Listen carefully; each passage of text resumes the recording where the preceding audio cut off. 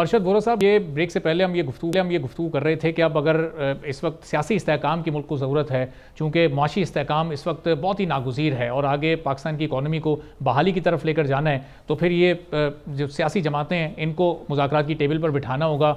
अब हुकूमत को इनिशिएटिव लेना होगा, आप लोगों को इसमें अपना रोल प्ले करना होगा। आप भी ज़ाहिर है उस हुकूमत के इत्तेहाद में शामिल हैं। अभी तक हुकूमत इन 4 माह में क्यों इंगेज नहीं कर सकी अपोजिशन को?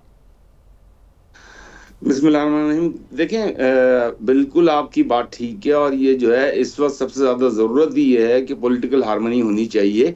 और मैं ये समझता हूँ कि हुकूमत ने अपने तौर पर कोशिशें भी की हैं, ऐसा नहीं है कि बिल्कुल कोशिशें नहीं की हैं, लेकिन डेफिनेटली ये जो हम बात कर रहे हैं, एक तरफ जो है वो जो है पीटीआई और जेयूआई है और दूसरी तरफ जो है वो हुकूमती इत्तेहाद है। तो बिल्कुल हार्मनी की ज़रूरत है, इस वक्त पॉलिटिकल हार्मनी की ज़रूरत है। लोगों को खुद को सोचना चाहिए, हर पॉलिटिकल पार्टी को, चाहे वो हुकूमती इत्तेहाद की पार्टियां हों या फिर वो पार्टियां जो कि अपोजिशन में हैं, उन्हें ये सोचना होगा, उन्हें मुल्क की खातिर ये सोचना होगा। जहाँ तक हम बात कर रहे हैं, देखें इकोनॉमिक क्राइसिस हमारे यहाँ जो है ना, अनफॉर्चुनेटली ये पिछले एक कंटिन्यूअस प्रोसेस चला आ रहा है, इसमें कहीं ब्रेक नहीं लगी, कहीं थोड़ी ब्रेक लगती है, कहीं बीच में तो खैर बहुत ही ज़्यादा बुरा हाल हो गया था, लेकिन कुछ हद तक कंट्रोल हुआ। और हम जिस इस वक्त तरह एंटेंगल्ड हो चुके हैं आईएमएफ के साथ, और उसके बगैर अभी हमारी जो है इकोनॉमी जो है वो चल ही नहीं सकती, जो कि बज़ाहिर नज़र आ रहा है। तो फिर बहुत सारी चीज़ें जो हैं वो आवाम को भुगतनी पड़ती हैं और नतीजा उसका जो है वो महंगाई की सूरत में ही होता है। एक तरफ तो देखें, आप महंगाई की बात करते हैं, मैं अपनी ज़ाती राय दूंगा इसमें कि ज़ाहिर है हुकूमत में हम शामिल हैं, लेकिन बहरहाल इख्तिलाफ अपनी जगह, पॉलिसी पे इख्तिलाफात हो सकते हैं।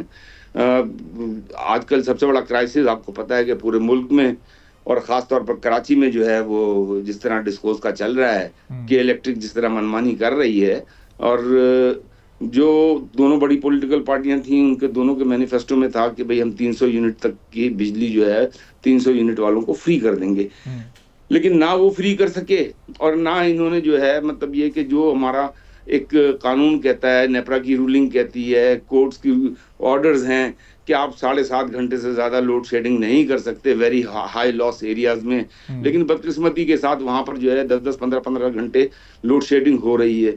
और जो के इलेक्ट्रिक के सीईओ साहब हैं वो ये कहते हैं, जो क्या नाम है उनका, मोनिस साहब ये कहते हैं कि ना तो मैं नेपरा को मानता हूँ, ना नेपरा की रूलिंग मानता हूँ, ना मैं जो है हमारा अपना उनका कंज्यूमर सर्विस मैनुअल जो है वो ये कह रहा है कि वो जो है फीडर बंद नहीं कर सकते, वो फीडर बंद कर रहे हैं। वो ये कहता है कि ये आप जो है वेरी हाई लॉसेस में जो है 7.5 घंटे से ज़्यादा लोड शेडिंग नहीं कर रहे, वो करते हैं। उनका ये कहना है कि जो मुझे पैसे नहीं देगा मैं तो बिजली बंद करूंगा। मैं किसी ऑर्डर को, इवन अपने कंज्यूमर सर्विस मैनुअल को वो नहीं मानते। अच्छा। तो ये इश्यूज तो हैं। ये तो मैंने आपको सिर्फ अभी एक सेगमेंट बताया है, अभी हम दूसरे सेगमेंट्स की तरफ चले जाएंगे, फिर ये इसी तरह से बहुत सारी चीजें हैं। आपको मेरी आवाज़ आ रही है? जी जी अरशद साहब, आपकी आवाज़ आ रही है, आपकी गुफ्तगू हम सुन रहे थे। अभी ये 2-3 रोज़ पहले आपके एक वफ्द की मुलाकात भी फिर वहाँ हुई, तो उसमें भी कोई पॉजिटिव रिस्पांस निकल कर नहीं सामने आया कि इलेक्ट्रिक के तमाम इशूज़। मैं उसी की बात कर रहा हूँ। चेयरमैन नेपरा की हिदायत के मुताबिक हम जाके जो है कि इलेक्ट्रिक के सीईओ से मिले थे, उसमें नेपरा के लोग भी बैठे हुए थे और उन्होंने बड़ा जो है वो बहुत ही ज़्यादा, जिसको कहना चाहिए कि एग्रेशन में थे, और वो बिल्कुल ऐसा लग रहा था कि जैसे वो कराची के खुदा बने हुए हैं कि इलेक्ट्रिक के मामले में, और उन्होंने बड़ा क्लियरली कह दिया।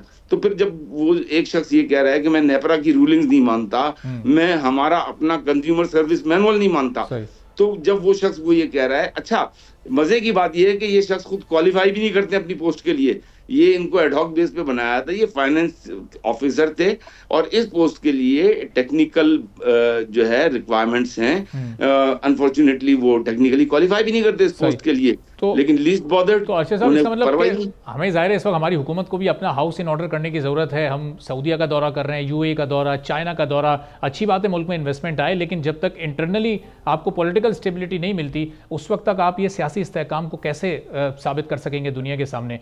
तो ये फिर ये जो अंदरूनी मामलात हैं, इस पर हुकूमत की तरजीह क्यों नहीं है? देखिए, दोनों चीजें पैरेलल हैं। जाहिर सी बात है कि बिल्कुल आपकी बात ठीक है कि जो है इस वक्त इंटरनल इश्यूज इतने हैं कि एक्सटर्नल इश्यूज को भूल जाना चाहिए हमें, लेकिन ऐसा हो नहीं सकता। एक्सटर्नल इश्यूज भी मैं ये समझता हूँ कि हमारे लिए उतने ही इंपॉर्टेंट हैं।